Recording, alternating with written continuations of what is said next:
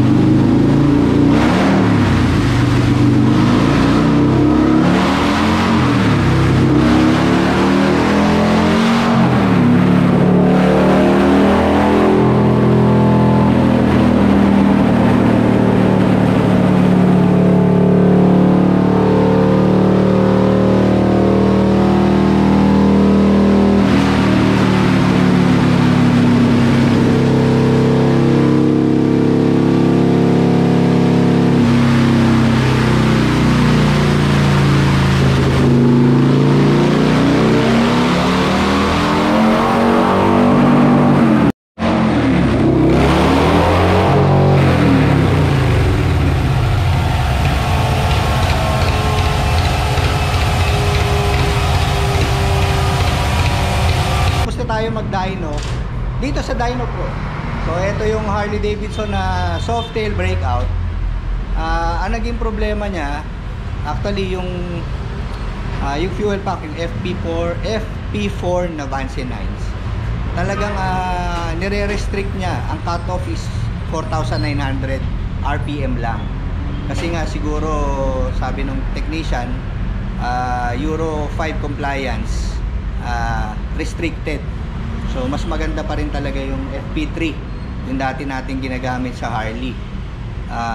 Gawa nung nare-retain niya yung stock RPM, which is around 6,500, 7,000 nasa mga ganun. So may option si boss na ipa-tune dito sa Dyno Pro. Hanap tayo ng magandang technician or magpalit siya ng FP3. Kaya lang medyo alam ko mahirap na humanap kasi yung pin, iba-iba kasi yung pin nito, may 4 pin, may 6 pin. So may option naman si boss. So stay tuned kung anong mangyayari sa tuning nitong Breakout.